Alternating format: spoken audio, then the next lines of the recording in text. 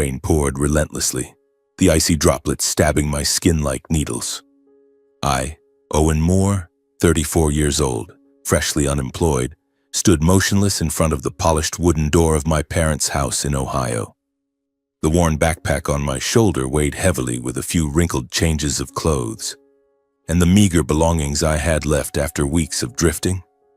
My hand tightly clasped the small, cold hand of Mason, the 9-year-old boy I had adopted 2 years earlier. He was thin and soaked to the bone, trembling as he pressed himself against me like a lost baby bird. Mason's frightened eyes darted around the unfamiliar house, a 2-story home with a white picket fence and neatly trimmed flower beds, the perfect picture of the success I once dreamed of. Now it only made me feel smaller and more estranged than ever. I took a deep breath, trying to steady myself. "Everything's going to be okay, Mason," I whispered, my voice shaking from cold and fear. The boy said nothing, only squeezed my hand harder, his tiny fingers ice cold. We had walked 3 hours through the downpour to get here after the last bus dropped us miles away. There was no other choice. I had lost my job, my wife, all my money, and our home. My parents were the last hope, even though I knew returning here would crush what little pride I had left. But for Mason, I had to try. I raised my hand and knocked. The sound echoed, swallowed by the drumming rain on the porch roof. My heart pounded as if awaiting a verdict. After a few agonizing seconds, the door cracked open. My father, Judah Moore, stood there, a tall, imposing man with silver hair, still impeccably dressed in a suit despite the late hour. A successful businessman who owned a small but solid construction company, he had always prided himself on his resilience. His eyes first registered shock when he saw me, disheveled, soaked, hair plastered to my forehead. Then his gaze shifted to Mason beside me. Surprise turned to irritation, then suspicion, as if the boy were some foreign object that didn't belong. "Owen? Good God, what are you doing here like this?" Dad said, his deep voice thick with disbelief. He didn't open the door wider. He stood blocking the threshold like a wall. Mom appeared behind him, wrapped in a shawl, her face creased from the cold and astonishment. Maria Moore, the strong woman who always maintained the perfect family image for neighbors and relatives, looked me up and down, then fixed her stare on Mason. "Owen, why do you look like this? And who is this child?" I swallowed hard, forcing my voice to stay calm. "Dad, Mom, I'm sorry for showing up so late. Can we come in? The rain is heavy and Mason is freezing." Dad hesitated for a second, then reluctantly stepped aside. "Come in, but wipe your feet. Don't track mud on the floor." We stepped inside, water dripping from our clothes onto the gleaming hardwood. The living room was warm, the fireplace crackling, the faint scent of coffee in the air, a cruel contrast to the storm outside. Mason pressed even closer to me, his wide eyes taking in the spacious room filled with elegant furniture he had never seen before. I set the backpack down and drew a deep breath, gathering the last scraps of my dignity. "Dad, Mom, I'm in a really bad place right now. I was laid off a few months ago. The job market is terrible. I've applied everywhere, but no one is hiring. I tried every odd job I could find, but it still wasn't enough to survive." My voice broke. It took a moment to continue. "Then Amy. She betrayed me. She cheated, and when I found out, she took all our savings and everything we owned. All I had left was a rented room, but now the landlord kicked me out because I couldn't pay. I truly have nowhere else to go." The words poured out like a flood, my voice trembling. I looked at them, hoping for a trace of compassion. But Dad just stood there, arms crossed, face flushed with anger. "So you came crawling back here to live off us? Owen, you're 34 years old, not a kid anymore. I taught you to stand on your own 2 feet. Unemployed, divorced, broke. That's because you're weak. You're useless, no career, can't even keep a family together." His words cut into me like knives. I lowered my head, trying to defend myself. "Dad, I'm not here to freeload. I just need a place to stay temporarily while I look for work. I promise I'll leave as soon as I can support myself again. And Mason, he's my adopted son. I took him in 2 years ago when he was homeless. He has no one else, Dad." Dad spun around, pointing at Mason. "Adopted? Are you insane? You can't even take care of yourself and you bring another mouth to feed? I don't know where this kid came from, but I don't want him here. Your failure is a stain on this family.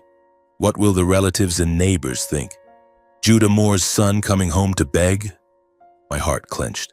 Mason stood behind me, clutching my sleeve, his small body shaking, not just from the cold, but from fear. His bewildered eyes stared at my father, trying to understand why the grown-up was shouting. Mom, the one person I had hoped would defend me, said nothing in my favor.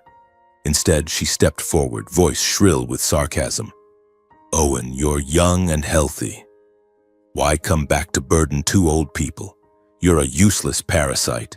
We gave you an education, opportunities, and now you drag home some child of unknown origin? I will not allow him to set foot in this house. Leave and take care of yourself. Those harsh words left me speechless. I stood frozen, mouth open, tears welling up and mixing with the rainwater still on my face.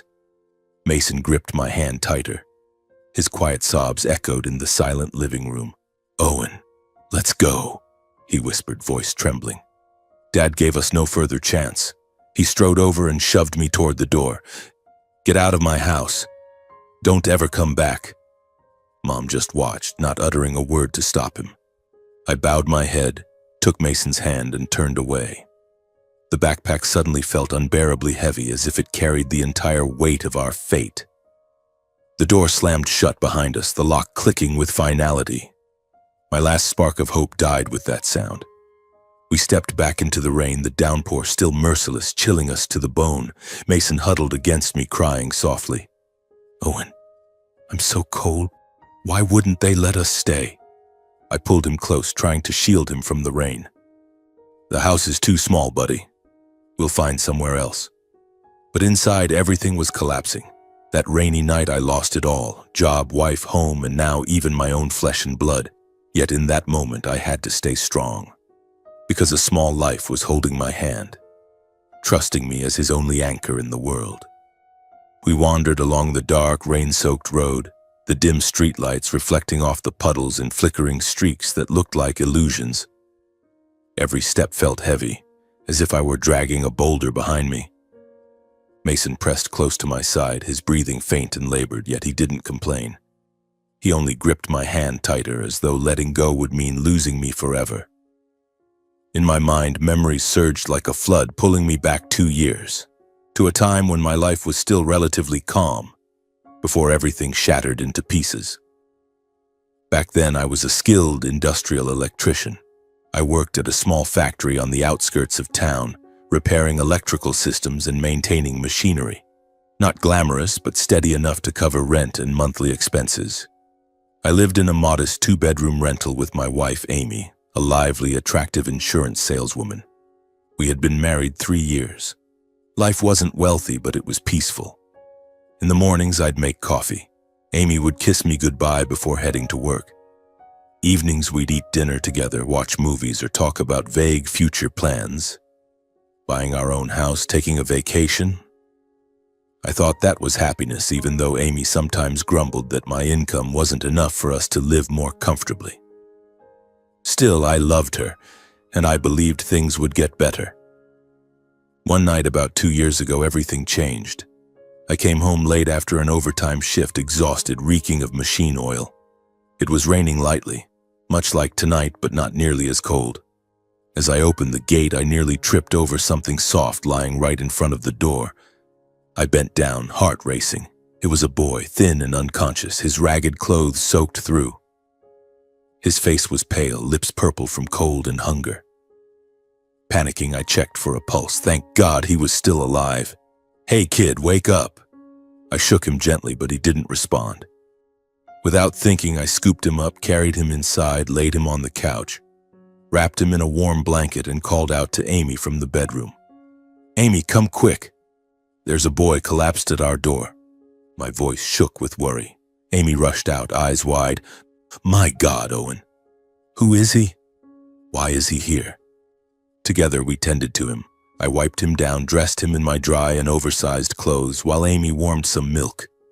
It took half an hour for the boy to stir, his eyes fluttering open in terror as he looked around. Where am I? His voice was faint and trembling. I smiled reassuringly. "You're safe at my house, buddy. What's your name? How did you end up at our door?" He hesitated, then whispered, "I'm Mason." I was so hungry I passed out. We fed him chicken soup and milk. Mason told us in bits and pieces he had been wandering for days, homeless, surviving on whatever he could beg. My heart broke for a 7-year-old who had already suffered so much. Amy was more anxious. "Owen, shouldn't we call the police? He might be a runaway." It was late, so I decided to let him rest first. The next morning he was stronger but still silent about his family. We kept him a few days. I bought him new clothes, fed him properly. Gradually he opened up, even laughed when I told silly jokes. A few days later, when he seemed fully recovered, Mason left a scribbled note on the table. "I have to go." I read it with a sinking heart and ran outside searching, but he was gone. Amy sighed in relief. "Just let him go. We're not responsible for him anyway." But I couldn't rest easy. I worried about a child alone on dangerous streets. Then a week later, he came back, standing at the door, thinner, hungry, clothes filthy. "Owen, please help me." He burst into tears and threw his arms around me. My heart melted. I hugged him, brought him inside, and decided he would never leave again. I sat him down on the couch and gently asked, "Why are you living on the streets, Mason? Where are your parents? Do you remember your address?" He lowered his head, voice shaking as he answered, "I got lost a long time ago, sir. I don't really remember." He paused, eyes welling up. I encouraged him softly. "It's okay, son. Tell me." He took a deep breath. "I used to live in a really big house. My dad always wore suits. Then one day I woke up under a bridge with no one around. After that, I just wandered." His story chilled me. I imagined a child waking up alone in a strange place, terrified. "Do you remember your parents' names? Anything at all?" He shook his head. "I only remember Dad was called Clayton, I think." The next day I took him to child services. I reported everything. They checked records, questioned Mason, but he had no documents or clear details. No matching missing child reports turned up. They allowed me to keep him temporarily as his de facto guardian. "You can care for him for now, but you'll need to file regular reports," the officer said. I nodded, relieved yet anxious. What began as pity turned into deep attachment. Mason started calling me Uncle Owen, and I treated him like my own son. He lived with us. Having Mason made life harder but infinitely warmer. For the first time, our little rental echoed with a child's laughter, Mason running around telling me about school, drawing pictures to give me. I worked to support us and cared for him myself, waking early to make breakfast, biking him to school on my old bicycle, cooking dinner, tucking him in at night. "Uncle Owen, I got an A in math today," he'd shout, and I'd hug him, proud as any father. Amy reluctantly accepted it at first. Fine, keep him for now. But resentment simmered inside her. She often complained, "Owen, the place is cramped, money is tight, and now another mouth to feed. Why not take him to an orphanage?" I explained, "Amy, he has no one. I can't do that to him." She just shook her head, her eyes growing colder. Then disaster struck like a storm. The company I worked for teetered on bankruptcy, recession, orders dried up, mass layoffs to cut costs. I was on the list. The notice came without warning. "Owen, sorry, but we have to let you go." My stomach dropped. Panic about the future overwhelmed me. In the early days of unemployment, Amy was still supportive, hugging me. "You'll get through this. It's just temporary. You'll find something and we'll be fine again." I believed her and threw myself into job hunting, online applications, phone calls, even walking door to door for interviews. Every reply was the same. "Sorry, we're not hiring." The job market had frozen solid and despair crept in. As savings dwindled, I took any manual labor I could find just to keep food on the table. Unloading trucks at the market, warehouse work, cleaning construction sites, anything that paid. My back ached constantly, hands blistered, but I gritted my teeth. "Are you tired today, Uncle?" Mason would ask, rubbing my back. I'd smile. "Not at all, I'm strong as an elephant." But inside, the pressure built. While I struggled to carry us, Amy changed day by day. She grew distant, quiet, came home late with excuses about overtime. Her phone was always hidden, password changed, initial encouragement turned to irritation. "Owen, you're a failure." Then to outright blame. "You can't provide for this family anymore." I'm exhausted. I felt the gulf between us widen, yet I endured, hoping it would pass. Until one afternoon, the truth hit me unprepared. I came home earlier than usual. The moment I stepped inside, I saw Amy on the couch, head down, giggling at her phone in a way I hadn't seen directed at me in ages. A cold shiver ran down my spine. I walked closer. Just then, her screen lit up with a new message. Instinctively, I snatched the phone before she could react. The name on the screen, Jorge Hale, a 41-year-old high-ranking manager. The text was ice cold. "Baby, same time tonight?" My heart felt crushed. I turned to her, voice shaking with rage and pain. "Amy, what exactly is going on between you and this man?" She froze for a second, then scowled. "What are you doing? How dare you grab my phone?" I shoved the screen in her face, chest heaving. "Then what do these messages mean?" She stared at it, silent for several heavy breaths, then exhaled sharply and looked at me with cold eyes. "Fine. Yes, I've been seeing Jorge for a while." I stood rooted to the spot, throat tight. "How could you betray our marriage so easily?" Amy gave a bitter laugh, every word sharp as a blade. "Because you're a loser. You can't provide the life I want anymore. I'm tired of living in poverty and despair." The betrayal left me reeling. The last of my trust collapsed. The argument exploded. We screamed in each other's faces, years of pent-up resentment unleashing like a storm. "How could you do this to me? We're married," I shouted, tears streaming. Amy sneered, voice dripping with contempt. "Because you're useless, jobless, broke, and you even picked up some nameless kid as extra baggage. You can't even take care of yourself, yet you try to save someone else." Her insult toward Mason broke me completely. My heart felt torn apart. That same night, Amy calmly demanded divorce. "I've thought about it. Let's end this here." She left immediately, taking all our savings and most of our possessions, furniture, jewelry. I was left with only Mason, an empty rented room, and a mountain of unpaid bills. When I could no longer pay rent, the landlord terminated the lease without mercy. "You're 3 months behind. Get out." We were thrown onto the street. In a terrifyingly short time, I lost my job, my wife, my possessions, and my home. With no other options, I pinned my last shred of hope on my own parents, believing that blood at least would not abandon me. But what happened tonight at their door in the pouring rain crushed even that fragile hope. The rain still fell, dragging me back to the present. I realized the peaceful past was sealed forever. My present was not just utter destitution, but the responsibility for a child I had taken as my own 2 years ago. How was I going to protect him? That question made my heart pound with dread for the dark future ahead. In the days that followed, I was nearly drained dry in my desperate search for work. I roamed markets, construction sites, and knocked on the doors of every small factory, clinging to the faintest hope of earning enough to keep the two of us alive. But all I got were sporadic manual labor jobs, hauling heavy crates at the market, cleaning filthy rat-infested warehouses, mixing cement under a sun that burned like fire.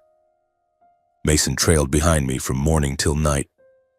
Every evening my back ached unbearably, my hands blistered and raw from lifting, yet I could only grit my teeth and endure.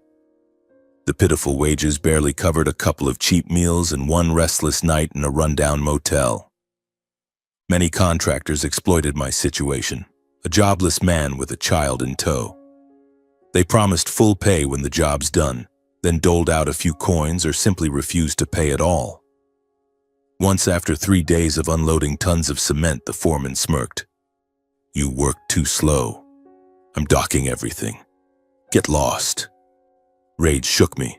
I wanted to lunge at him, but thinking of Mason waiting outside, I bowed my head and walked away.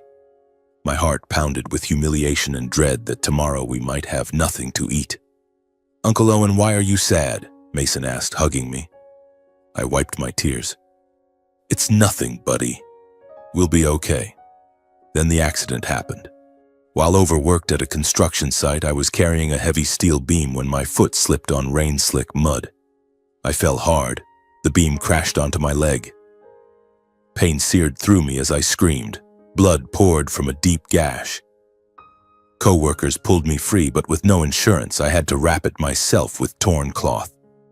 A doctor at the free clinic said, "Rest at least a week. No walking." I lay in our temporary shelter, legs swollen and throbbing, no income. Mason sat beside me, wiping my sweat. "I'll take care of you." He forced a smile, but his eyes were red.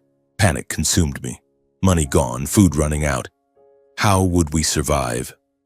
Driven to the edge, I had no choice but to drag Mason to the homeless food distribution site, a cluster of tents on the outskirts where the unfortunate queued in rain or sun. The first time I brought him, shame crushed my chest. "Uncle Owen, where are we?" he asked, clutching my hand. "A place where kind people give free food, buddy. We'll take some and go home." We lined up and received bowls of thin soup and stale bread. I always gave Mason the fuller portion. He needed nutrition to grow, while I ate leftovers or just the watery broth. "Uncle, you eat." "I'm full," he'd say, pushing food toward me. I shook my head. "Finish yours, I'm not hungry."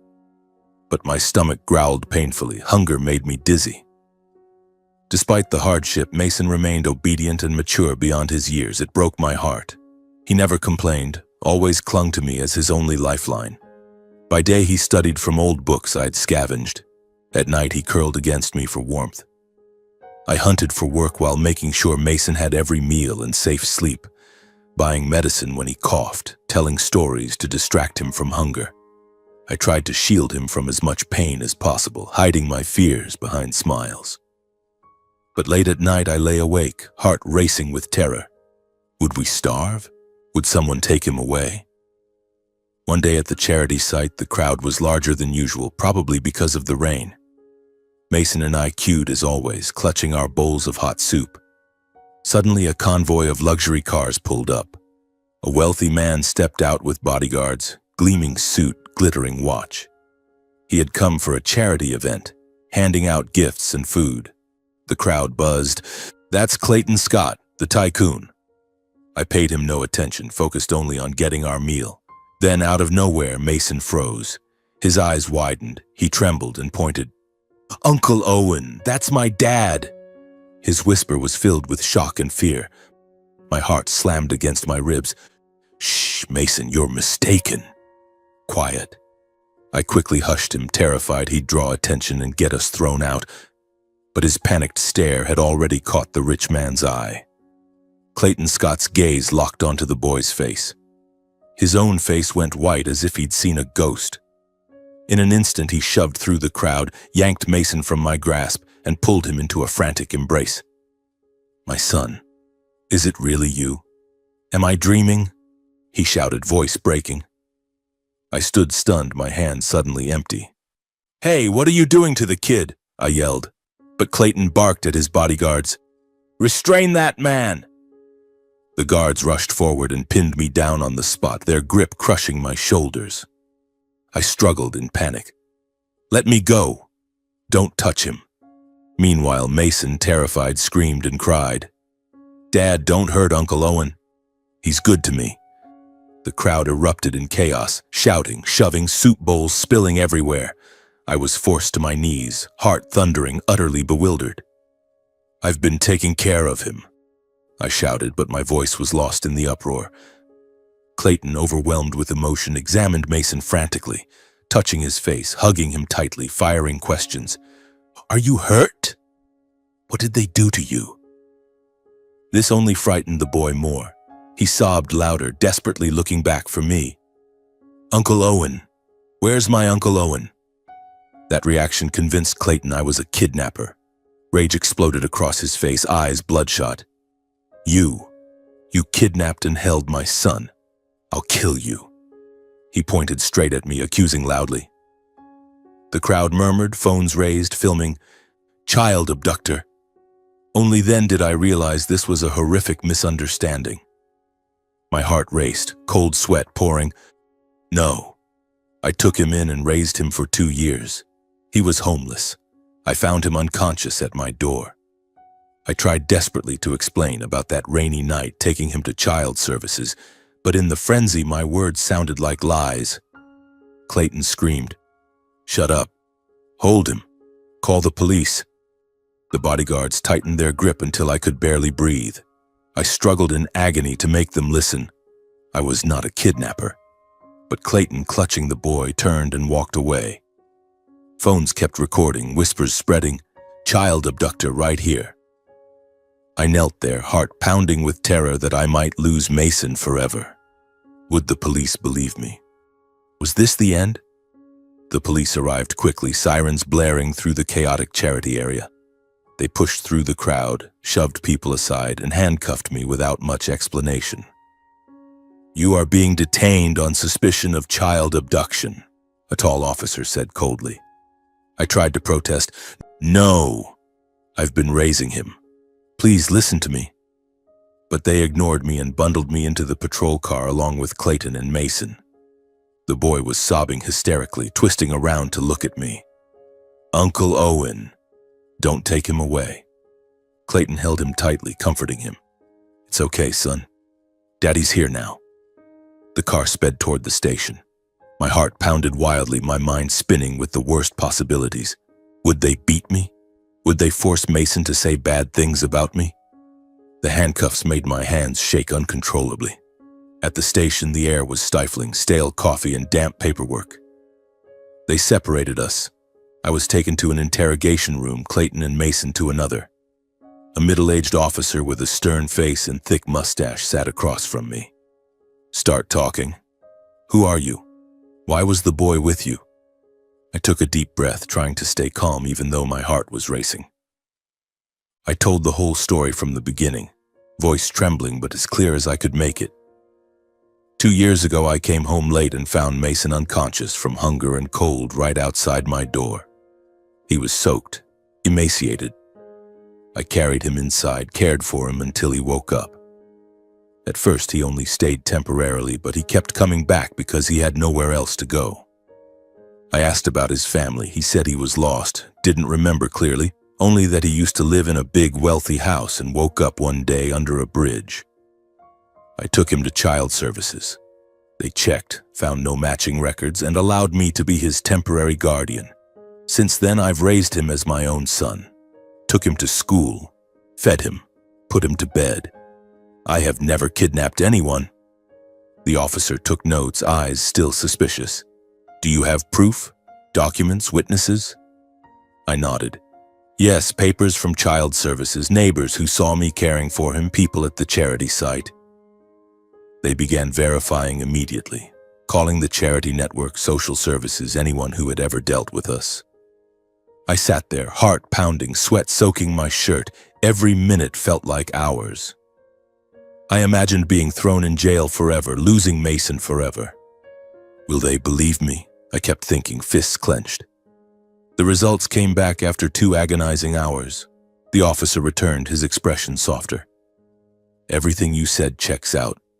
Child Services confirms you are the registered temporary guardian. There are no signs of abduction or illegal detention.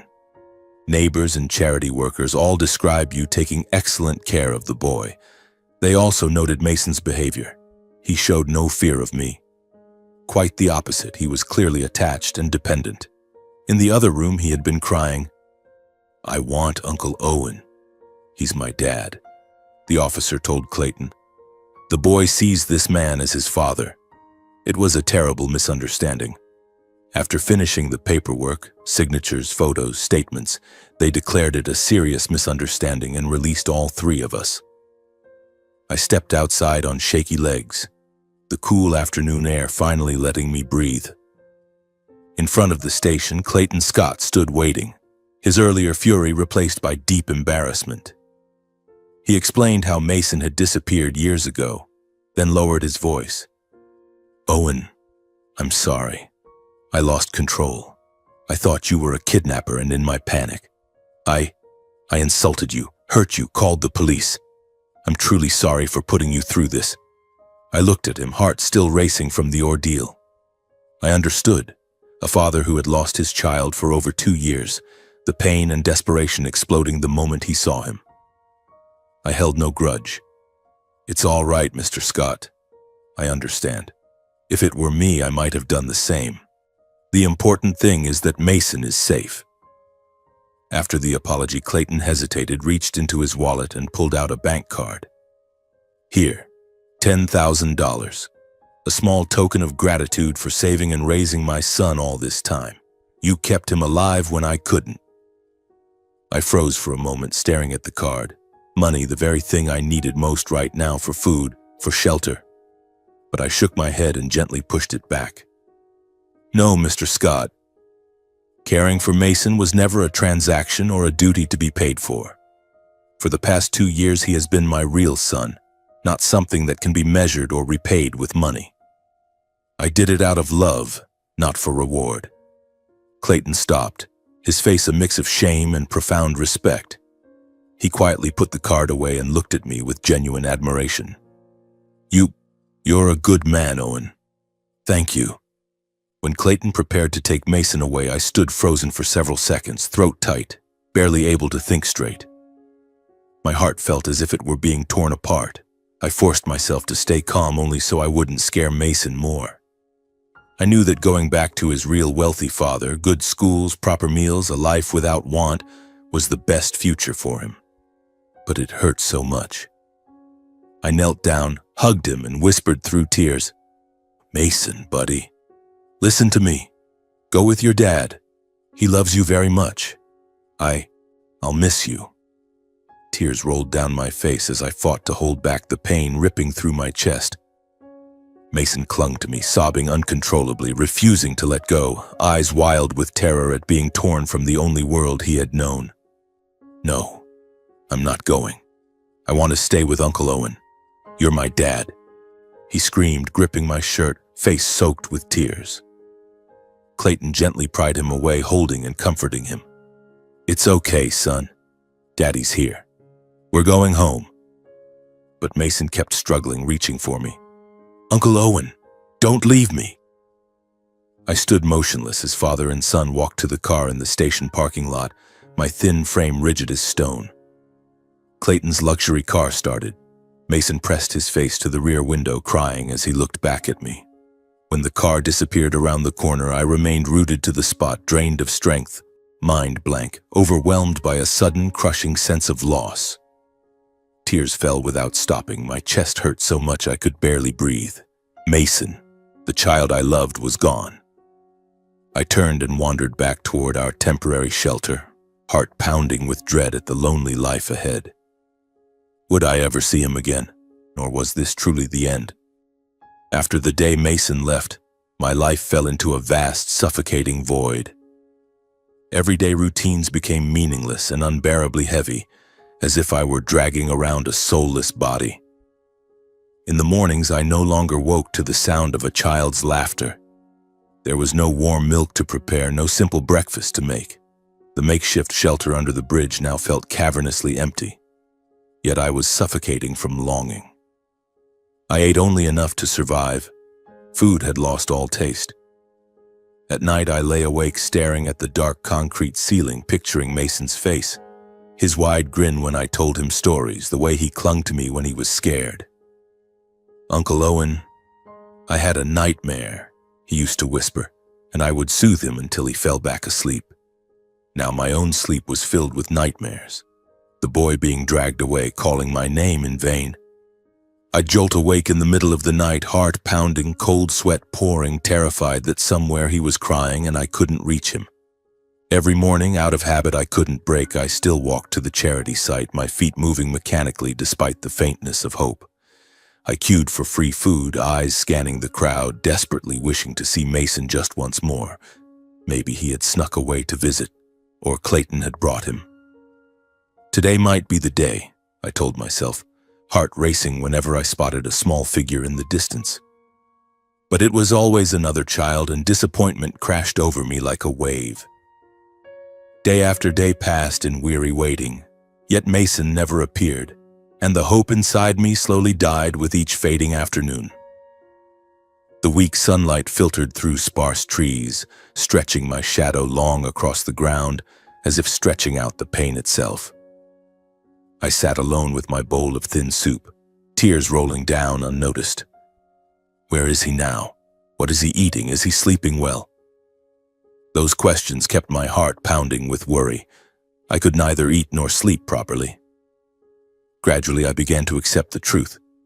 Mason's life had taken a different path. A big house, a wealthy biological father, good schools. He deserved that, not wandering with a broken, unemployed man like me. I forced myself to push the past aside and stand up again. You can't live forever in memories, I scolded myself, wiping my tears and rising. I kept job hunting, electrician, warehouse worker, even dishwashing.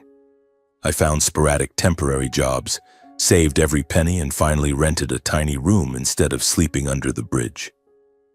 Life was still hard, but at least I had a goal: survive, and perhaps one day forget the pain. But how could I forget? Every night I still dreamed of Mason, waking with a racing heart and trembling hands, as if he were calling me from afar. One day, as usual, I went to the charity site for a free meal. The sun blazed overhead. The crowd was larger and noisier than normal. I took my soup and sat in my usual corner, staring blankly around. Then from a distance I spotted a small, familiar figure in the middle of the yard. Messy hair, shy smile. My heart seized. I rubbed my eyes, convinced it was another hallucination from missing him too much. Another mirage, I whispered, trying to turn away to spare myself the pain. But then that familiar voice rang out, small yet clear above the noise. Uncle Owen! Uncle Owen! All the emotions I had bottled up exploded inside me. My heart pounded wildly, tears burst forth, and I ran forward, pulling the boy into a fierce embrace, unable to hide my overwhelming joy. Mason. Buddy. Is it really you? I shouted, voice shaking, holding him tight against my chest, feeling the familiar warmth. Mason cried and babbled all at once. Uncle Owen, are you okay? I missed you so much. He clung to me, soaking my shirt with tears. We stood there in the middle of the yard, hugging and sobbing, while the crowd watched in surprise but left us alone. Joy mixed with nervous excitement. Was this a dream? Would he be taken away again? When the emotions finally settled, I instinctively looked around in panic, afraid someone would suddenly snatch him. My heart raced as I scanned for bodyguards, luxury cars, or strangers.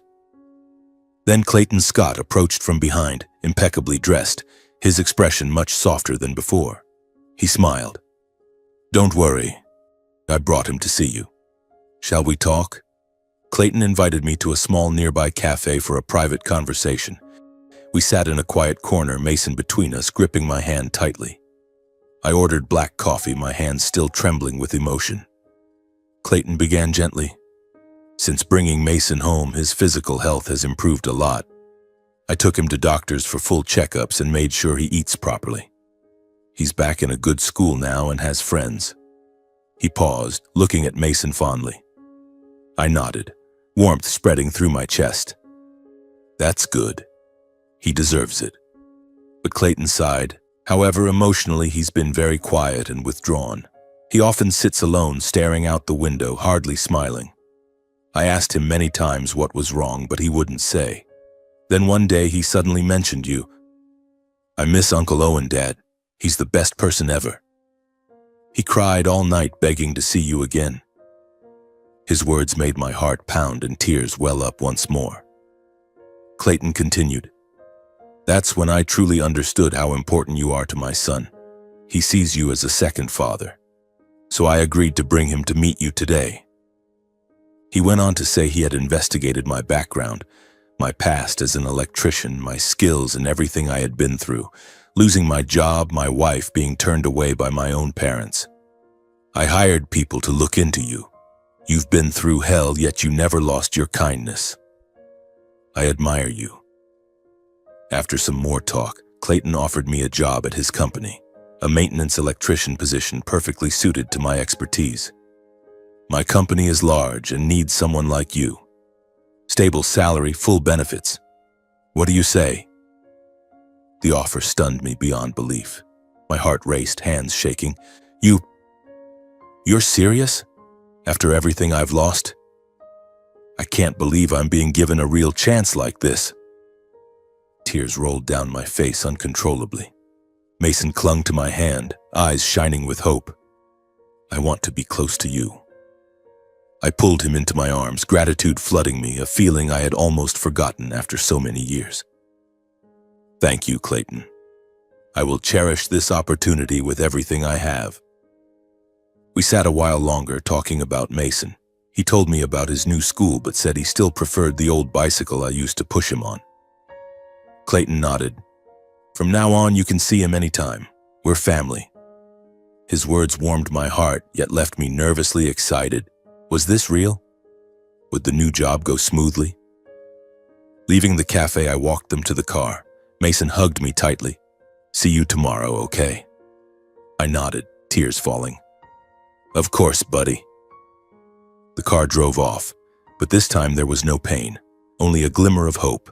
That night in my newly rented room, my heart still pounded with anticipation of tomorrow, a new job, seeing Mason again. After so much loss, my life finally seemed to be brightening. The next day, I woke earlier than usual, my heart still racing with nervous excitement. I put on the cleanest clothes I had, an old shirt carefully ironed, and walked to Clayton Scott's company.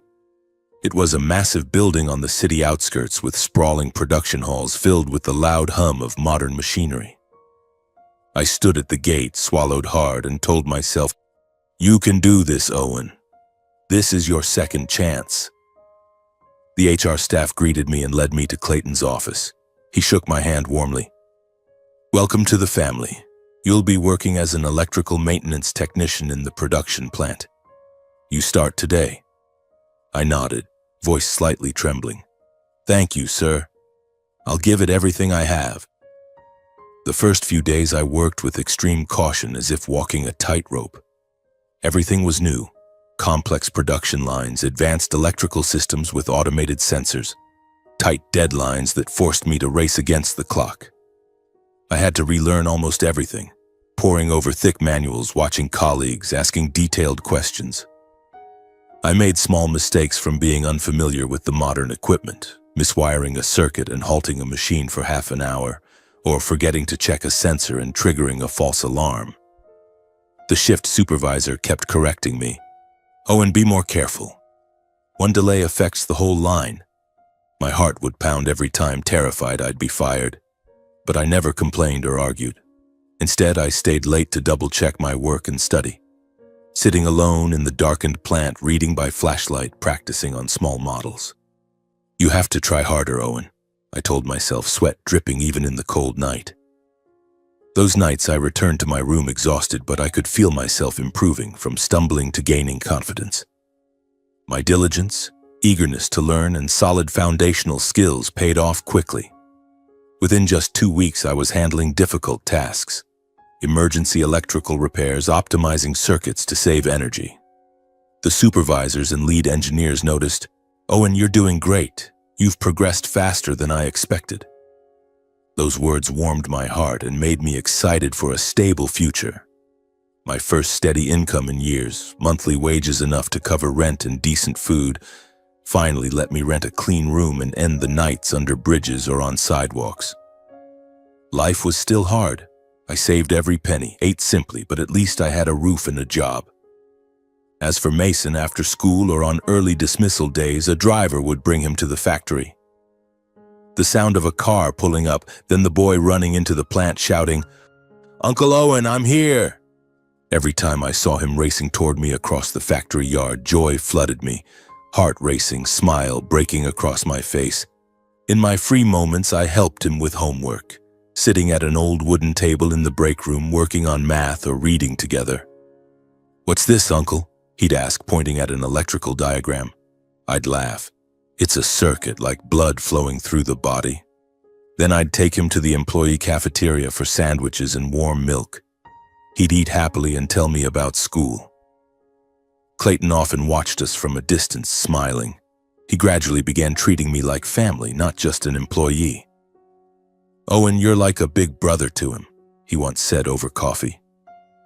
Mason's presence in my new life gave me, for the first time since everything fell apart, the feeling of having a real family again. But just when things were finally settling, disaster struck like lightning. The company appointed a new shop floor manager. In a sudden meeting, the director introduced him. "This is Jorge Hale, transferred from another branch." My heart stopped when I saw him. Jorge, Amy's lover, the arrogant, scheming 41-year-old. Rumors spread quickly. He had been demoted and transferred here after a major screw-up, losing a multi-million-dollar contract due to fraud. His face still carried that smug look, but his eyes burned with resentment. The moment we were introduced, Jorge recognized me instantly. His gaze flickered with shock, then turned icy and contemptuous, like he was looking at an insect. "Owen Moore? Well, small world," he sneered. From that day on, trouble rained down on me at work. Jorge deliberately assigned me the heaviest, longest shifts, constant night duty, non-stop emergency repairs. "Owen, you're on this shift." "No whining," he'd bark, glaring. The tiniest mistakes were blown out of proportion. Forgetting to log something became a serious safety violation and earned salary deductions. Difficult jobs were dumped on me with impossible deadlines and no help. Rewiring an entire system overnight, alone. Reasonable technical suggestions were shot down without explanation. "Stupid idea, do it my way." Bonuses and performance reviews were delayed or slashed for no reason. I knew I was being targeted. My heart raced every morning, walking into the plant terrified today would be the day I got fired. But I stayed silent. I told no one, not Clayton, not anyone.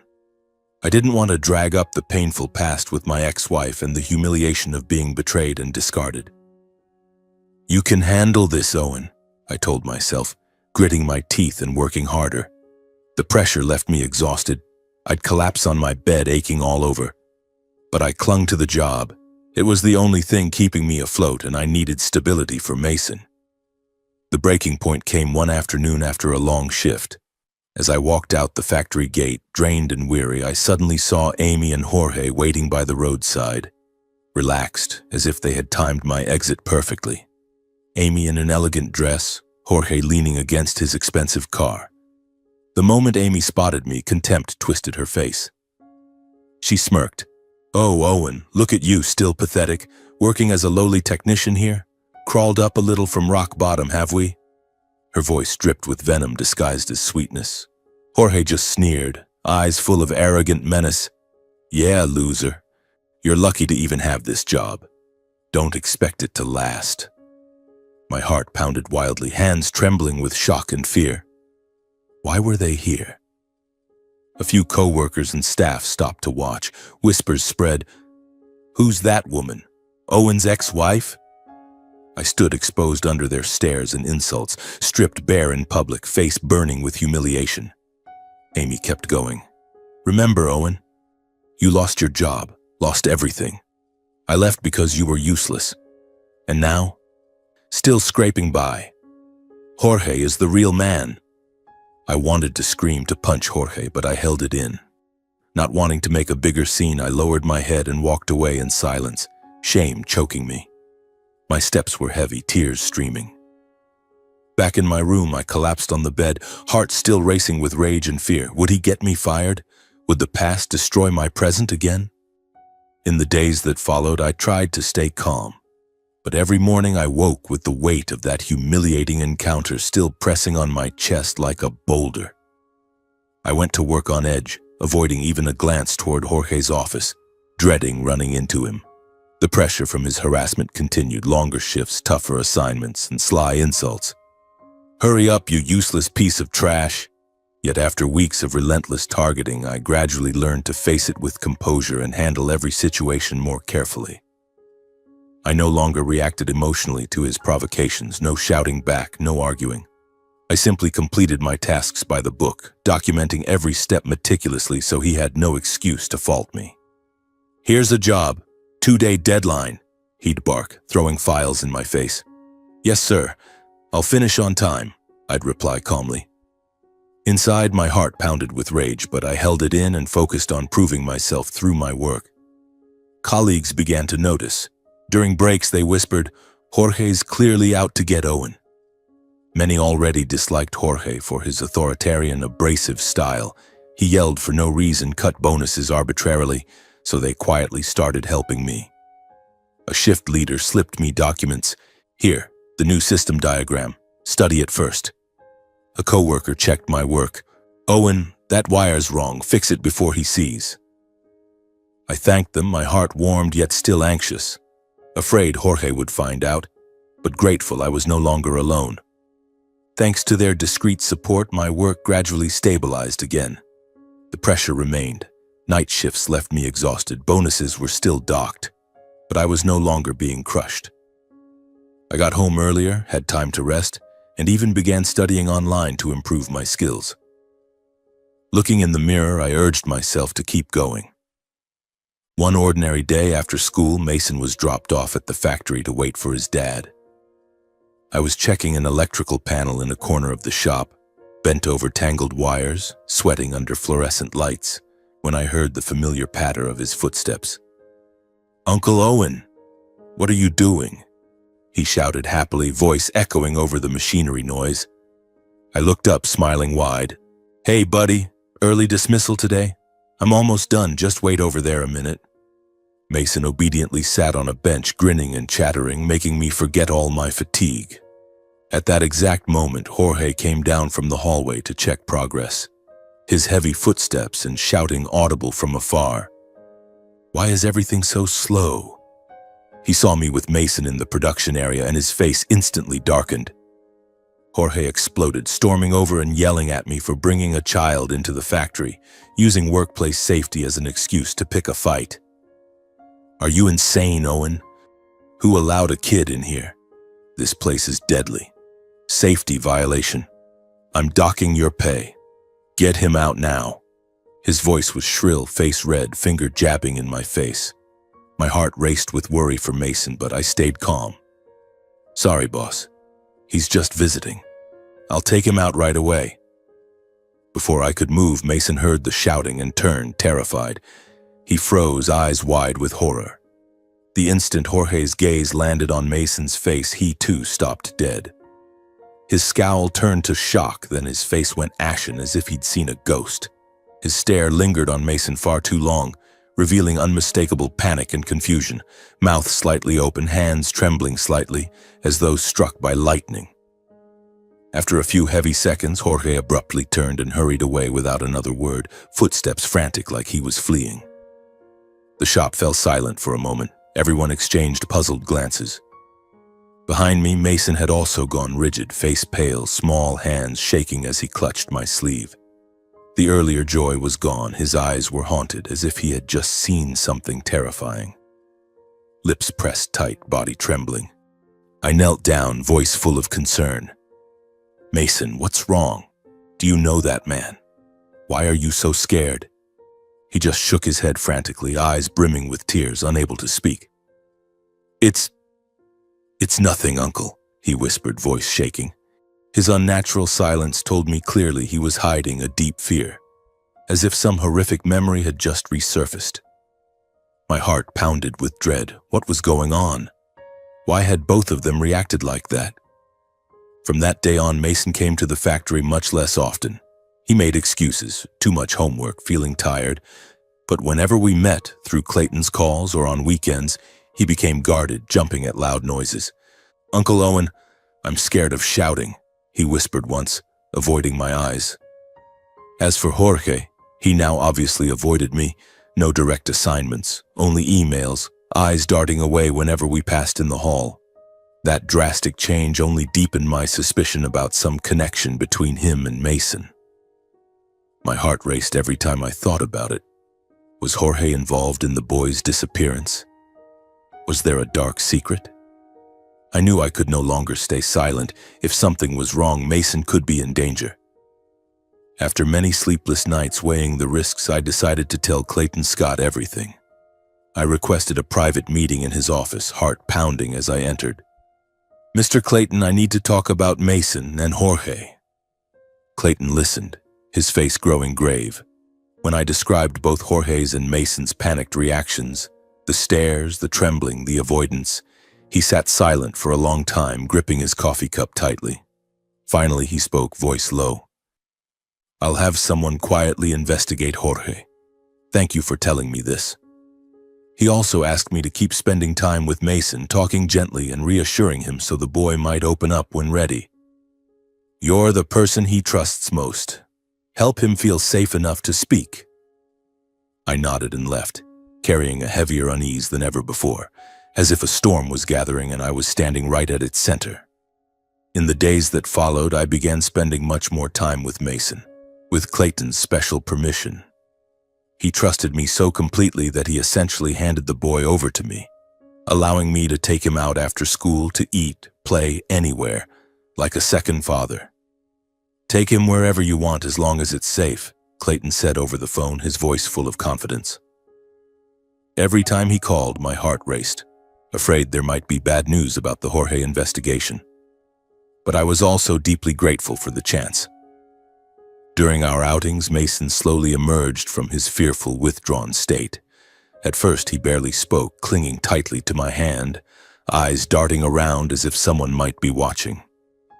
But gradually, under the warm park sun or beside the shimmering lake, he began to laugh more, talk more. "Uncle Owen, look at that fish. It's huge," he shouted while we fed the ducks. I laughed, heart-warming. "You're right. It'd be delicious grilled." We ate vanilla ice cream, his favorite, sitting on a bench telling silly stories. "Remember when we used to eat dry bread? This is way better." He giggled, slowly regaining the innocence he'd always had with me. Those moments made my heart race with joy at seeing him improve, yet also with worry. He was still hiding a secret. I waited patiently, never pushing about the past, only trying to make him feel safe. I told fairy tales, played tag, bought animal-shaped balloons, anything to help him forget his fear. "I'm right here, buddy. No one will hurt you," I whispered when he flinched at a loud truck. Little by little, he opened up, talking about school, friends, even Clayton's big house. "I'm scared to sleep alone in that huge bed." His words choked me up, but I smiled. "Now you have everything. You're much better off." When the time felt right, after a few weeks of more laughter and fewer startled jumps, during a quiet walk by the river with the cool breeze blowing, I gently brought up Jorge. "Mason, that day at the factory, when you saw Mr. Jorge, why were you so scared? Do you know him?" I asked softly, squeezing his hand for reassurance. The moment I mentioned the man, Mason went pale, his whole body stiffening instinctively, his grip tightened painfully, eyes wide with terror, as if a dark memory had flooded back. "No, I don't want to talk about him," he whispered, voice trembling, body shaking. My heart pounded. I feared I had reopened a deep wound. I immediately knelt and hugged him. "Don't be afraid, son. I'll always protect you. No one will hurt you again. Tell me, I promise I'll keep it secret." I stroked his back, speaking gently, waiting for him to calm down. In fear and hesitation, Mason finally spoke the truth, voice barely a whisper. "Jorge. He's the one who kidnapped me. I remember the scar on his forehead. He locked me in a dark car. I was so scared." He burst into sobs, clinging to me. I froze in absolute shock. This man who had been tormenting me was the very monster from 2 years ago? My heart stopped for a beat, mind reeling. "Mason, are you sure? You remember clearly?" I pressed gently, voice shaking, stroking his hair. He nodded with unmistakable terror. "I'm sure, Uncle. The crescent-shaped scar, the hoarse voice. I was so scared." His words sent ice through my veins. Every time Jorge had looked at me with contempt now made sense. He was afraid of being recognized. That same day, I immediately took Mason to Clayton and told him everything. We went to his mansion, lush gardens, grand house. I knocked with a pounding heart, holding the boy's hand tightly. "Mr. Clayton, I have something very important to tell you," I said gravely. When Mason, trembling, repeated the details, the scar, the voice being locked in the dark, Clayton's face went white with rage, fists clenched on the armrests, though he forced himself to stay calm. "Son, was it really him? Daddy will take care of it." He hugged Mason, eyes red, then turned to me. "Thank you for helping him open up." He showed me a secretly recorded audio file his investigators had just obtained, a hushed conversation between Jorge and Amy captured through surveillance. In it, Jorge sounded panicked. "Amy, listen. I have to disappear for a while. Don't ask why and don't tell anyone. If you still trust me, pack up and come with me as soon as possible. We'll fly to Europe or somewhere. I don't want to go to prison for the old stuff." Hearing that, I went numb. Every suspicion clicked into place. His avoidance, his panic, everything now had a reason.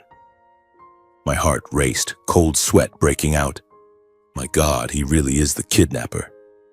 Clayton explained that right around the time Mason disappeared over 2 years ago, Jorge had suddenly taken unexplained leave from the company for 3 weeks, exactly matching the timeline. He took sudden vacation. 3 weeks. Right when my son vanished. It all fits. Clayton believed Jorge's motive stemmed from an old grudge.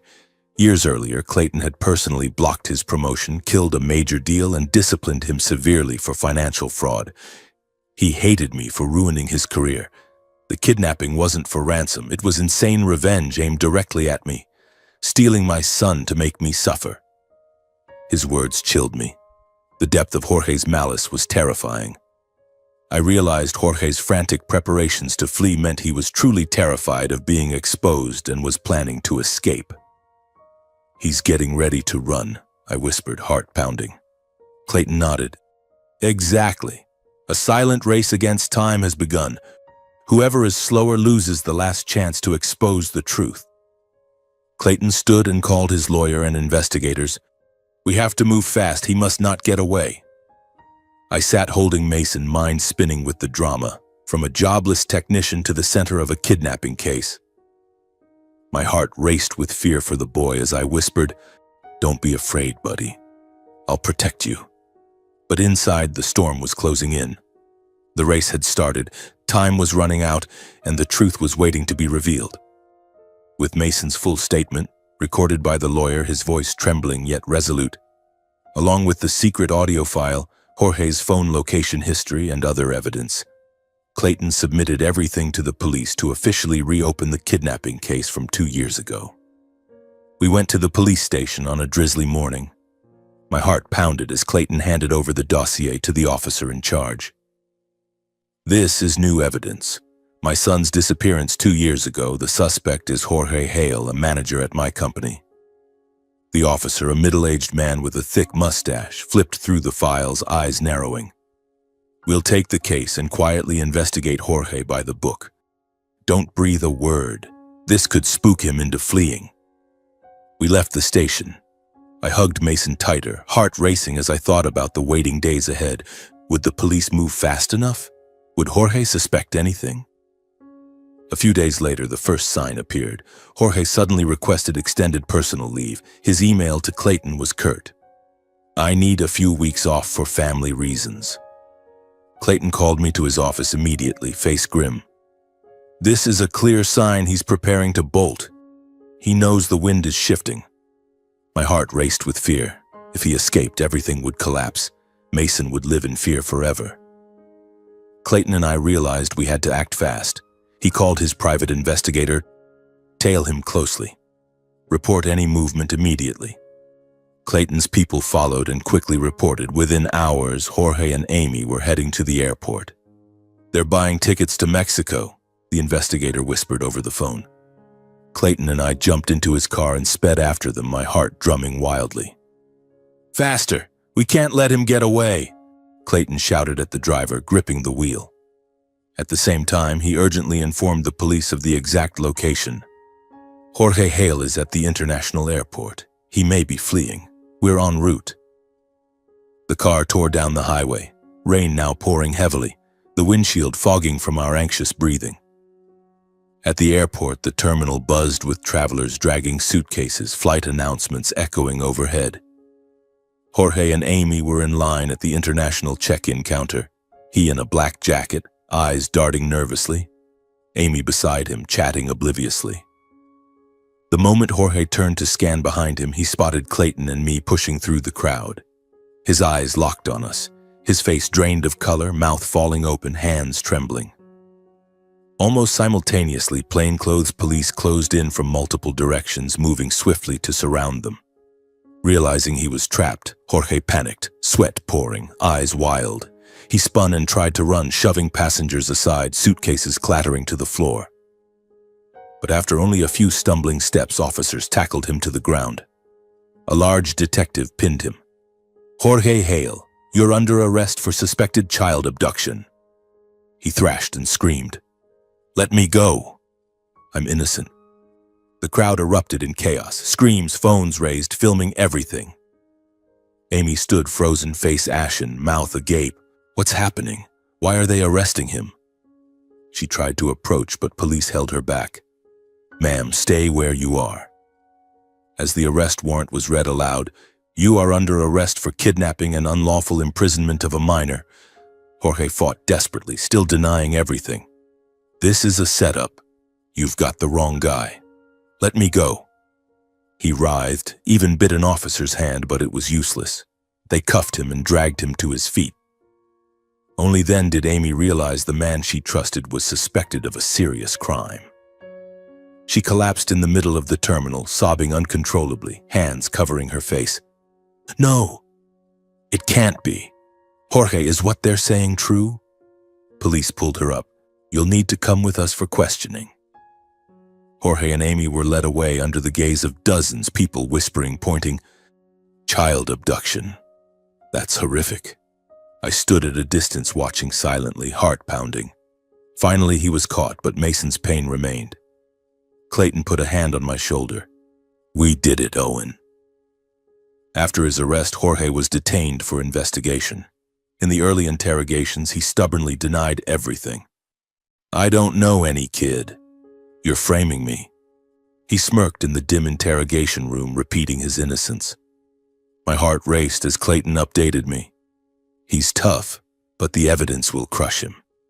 Yet when the evidence was presented one by one, phone location data matching the disappearance site, CCTV footage near the bridge where Mason was abandoned, witnesses who saw him driving suspiciously near Clayton's home, and Mason's positive identification, Jorge began to crumble. His face paled, sweat poured. That wasn't me. When the recording of him and Amy was played, his panicked voice admitting, "The kid recognized me," Jorge completely broke and confessed everything. "Yes, I did it because I hated Clayton. He destroyed my career." He wept, head bowed. The motive was confirmed as personal revenge. Years earlier, Clayton had disciplined him severely and blocked his advancement for fraud. "He wanted me to suffer the way he thought I had made him suffer, by taking my son and abandoning him to wander," Clayton said, voice shaking. Amy was questioned as a person of interest. She sobbed. "I had no idea. He just said we were going on vacation." She was released after it was determined she had no involvement in the kidnapping. The kidnapping trial drew massive media attention because it involved the son of a prominent businessman. Reporters crowded outside the courthouse, cameras flashing. I sat in the witness section, heart pounding, holding Mason's hand. "Buddy, today your fear ends." In court, all evidence was presented publicly. Mason's testimony, the recordings, CCTV, Jorge's history. Before the prosecutor's airtight arguments, the defendant kidnapped a child out of personal vendetta, causing severe trauma. Jorge bowed his head, admitted his guilt, and accepted the sentence. The gavel fell. Jorge Hale was sentenced to 25 years without parole for child abduction and attempting to evade justice. The courtroom erupted in applause. As the trial ended, Mason, Clayton, and I quietly left the courthouse. Mason squeezed my hand, no longer fearful. He smiled. "The bad man is gone, Uncle. We stepped into the sunlight.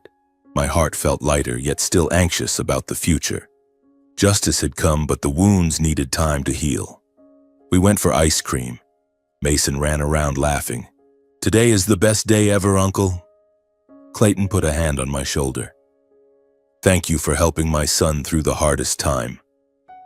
I nodded, tears falling. I didn't do anything grand. I just couldn't let him be alone. He's been my family for a long time, too.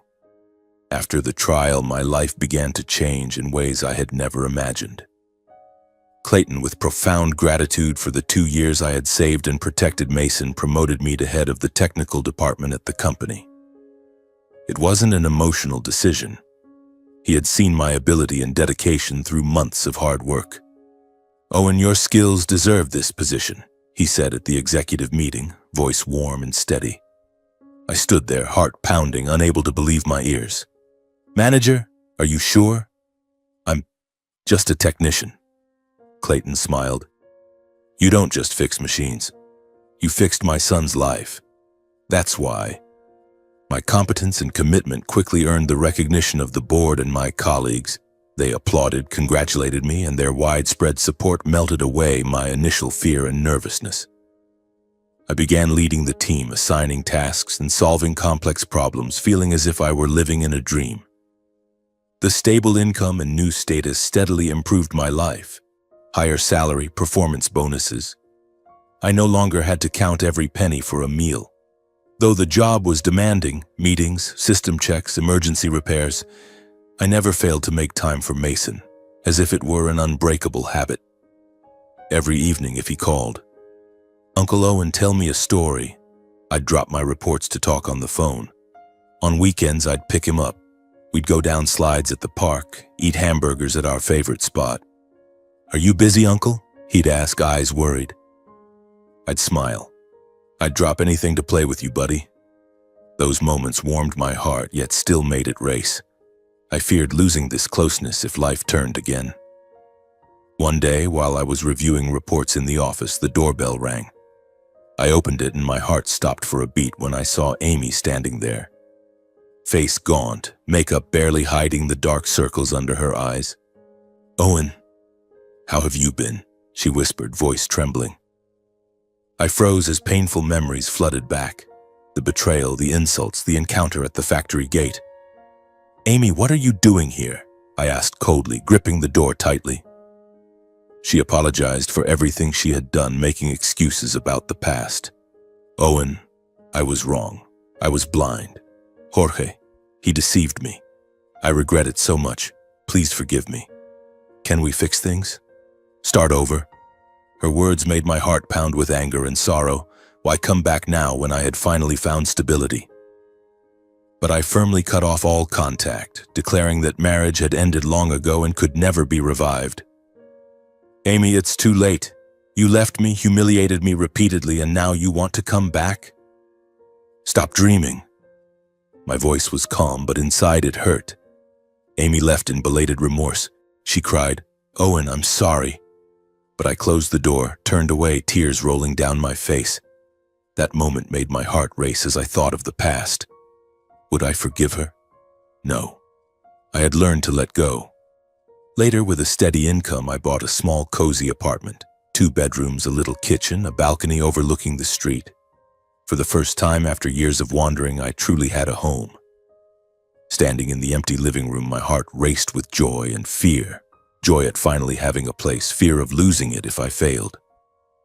I decorated simply, photos of Mason on the wall, an old but comfortable sofa. Mason often came over, brought by Clayton, and I visited the mansion too. We had dinner together, told stories, watched movies. Our bond gradually became a real, lasting family. "Owen, you're like a brother to me," Clayton once said, clapping my shoulder. Mason called me Uncle Owen, but sometimes whispered Dad, making my heart pound with happiness. On sunny afternoons, we walked in the park, him holding both our hands. I have 2 dads now. My heart raced. This was true family, not by blood but by love. Later I heard my biological parents had fallen into hardship. Through an old acquaintance, I learned their company had gone bankrupt from bad investments, drowning in millions in debt. Their once grand house was seized by the bank. They sold everything and moved to a cramped, moldy rental on the outskirts. Loud neighbors, constant struggle. They fell ill, Dad with joint pain, Mom with high blood pressure, but had no money for treatment. The news made my heart race, not with pity, but with a storm of emotions. Anger at that rainy night they threw me out, yet sadness because they were still blood. One day the doorbell rang. I opened it to find my parents standing there, worn, in old clothes, eyes red. "Owen, son, can we talk?" Dad whispered, voice shaking. They spoke of their troubles, invoked blood ties, hoping I'd soften. "Son, we know we were wrong. We truly have no one left to turn to. We're family. Help us just this once," Mom cried. "We're family, Owen. Don't abandon us." I looked at them for a long time, heart pounding as memories returned. The insults, the door slamming in the rain. Then I took Mason's hand. He was visiting, clinging to me, and said he was my only real family now. "Mom, Dad, the only family I have is this boy. He stayed with me when I lost everything, when you threw me out into the storm. I flatly refused to help and asked them to leave. I can't help you. You turned me away. Now I live my own life." They wept and begged, but I closed the door, heart aching. From then on, they lived in poverty and illness. Dad hospitalized for his joints, Mom working as a cleaner. Word spread among relatives and neighbors about how they had cruelly cast me out that rainy night. They faced scorn and isolation. They deserve it, heartless to their own son. I let go of the painful past completely to live fully in the present. No hatred, only release. One afternoon in the park, I watched Mason running freely under the sun, his smile pure and unshadowed. He chased butterflies, laughing brightly. In that moment, I looked back on the entire journey, from the depths of despair to today. Unemployment, betrayal by my wife, abandonment by my parents, wandering with Mason, meeting Clayton, the Jorge case. My heart raced with emotion. How had I survived it all? I realized that even when betrayed and abandoned by my own blood, I never lost my kindness. And that very kindness led me to the true family of my life. Mason. I understood that those who stand by you at your lowest are your real family. Blood without humanity is just an empty name. And my advice to anyone who has been where I once was, karma always exists. Those who do evil will pay the price sooner or later, while those who live with kindness will, in the most unexpected way, find light and happiness again. When Mason ran back to me across the park, threw his arms around me and whispered a soft but complete "Dad," I knew that through all the storms I had endured, the greatest treasure I gained was not status or money, but a son with all my heart. Tears rolled down my face as I held him close. "I love you, son." My life at last had found peace.